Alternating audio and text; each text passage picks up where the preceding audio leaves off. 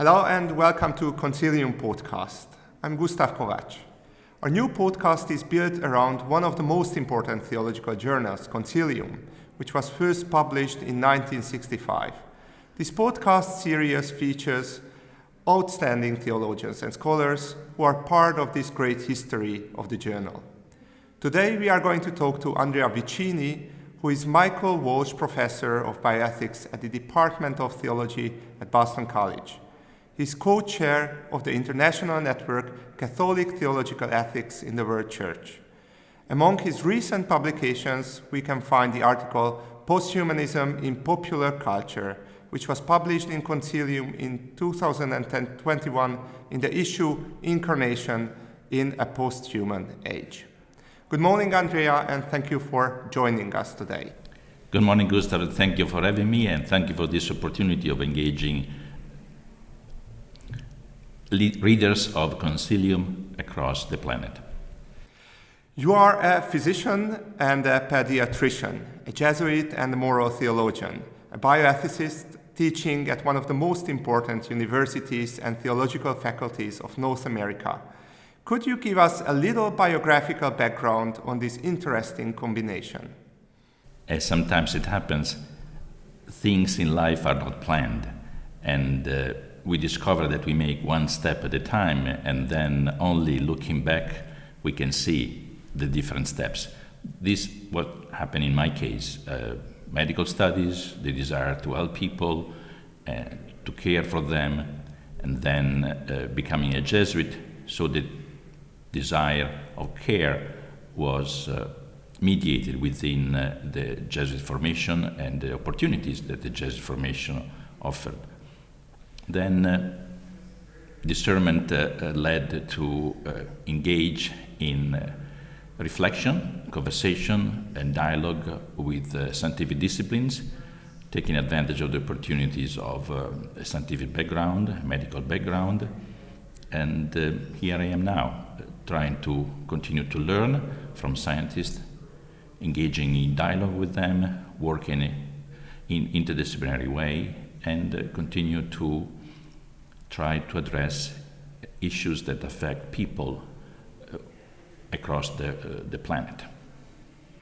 And now we are in Olomouc, the Czech Republic, at the biannual conference of the Association of Bioethicists in Central Europe. In your plenary speech, you spoke about the relationship between neuroscience and theological bioethics. Why did you find it important to talk about this question? First, let me be grateful for the opportunity of being here in the Czech Republic and be able to interact and benefit from the expertise and competence of colleagues in Central Europe who are working on issues in bioethics. It seems to me that in today's world, it is essential for theologians to be interlocutors, to be engaged in dialogue, in a collaborative efforts with scientists, offering to them our desire of reflecting ethically with the strength of the ethical tradition, and at the same time let ourselves be challenged and transformed by who the scientists are and what they are offering to us in terms of discoveries, research protocols, and clinical applications. And neuroscience is one of these fields where we see how neuroscientists are attracted to reflect on how the brain works, how we can reflect between, on the one hand, the brain, and on the other hand, the mind, separated for analytic purposes and descriptive purposes, but of course, one in the way we experience them. And so I'm grateful for the opportunity of continuing to engage from an ethical point of view the work of neuroscientists and reflect on what could be ethical implications of these research projects or the developments that are offered to the clinic. The key word of your 2021 article in Concilium is posthumanism. What does this term mean and how does it manifest itself in popular culture?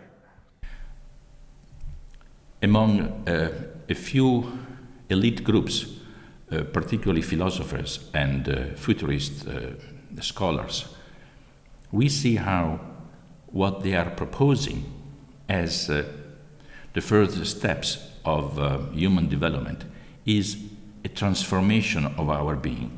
And the term transhumanism and ultimately post-humanism for them expresses how they see the future of humankind, at least for those who could benefit from what they indicate will be this next step of development. What they are proposing is that with the development of computer science, we reach a point where we will be able to upload our brain in a computer, and then we will continue to exist in the cloud. What they are proposing is that this is the way we should be, the way we should go, at least for those who might have access to these technologies. So it seems to me it is important for theologians to engage these ideas, even if they are presented by a minority of philosophers and scholars, but to see whether we can question this type of way of thinking about human beings, human development, evolution in the current cultural and social context. As a theologian, do you see posthumanism as a chance or rather as a danger to our humanity? Before making a sort of judgment, we could say, it seems to me that personally what I find problematic is that there is an appropriation of theological concepts, for example, transcendence or eternity, but without the richness of what these terms and concepts and ideas have in the theological tradition. So this appropriation seems to transform, change, modify what is the richness of, for example, thinking of transcendence. And transcendence is reduced to uploading in a computer. A second element that it seems to me is ethically problematic is what it concerns the vision of the person. The person seems to be reduced to brain activities and what could be uploaded in a computer. But the person is more than simply what is in our brains or what is our brain functioning. We are relational beings. Our bodies matter. Emotions are part of our rationality. So there is a richness in our understanding of who we are as human beings, we could say anthropologically, that cannot be separated from whom we are socially. So these two elements seem to be discarded or not sufficiently addressed when we engage post-humanist ideas. And from the point of view of theological tradition that recognizes the presence of the divine in the human, in the limited experience of being human, Jesus is incarnated. This seems to be a great loss. Second, we never separate in the theological tradition human beings from the social context. Always we reflect on who we are with history and the social determinants that are part of our lives.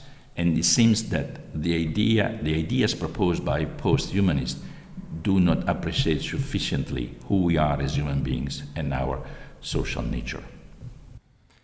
There is a final question which concerns your history with the journal. Can you name an author or a text from Concilium which was especially important for the development of your theological thinking?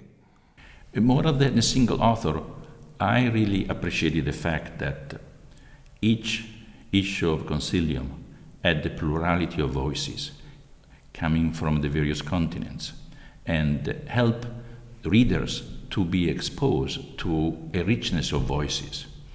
And second, the fact that Concilium made available these reflections in 7 languages, English, German, French, Spanish, Portuguese, Croatian, and Italian. This is a great richness, and this makes accessible the theological conversations and the theological developments focusing on monographic topics to a large audience across the planet. And I think this is a sign of attention to reaching out to people and colleagues and students there where they are, with the nuances of their own languages and cultures.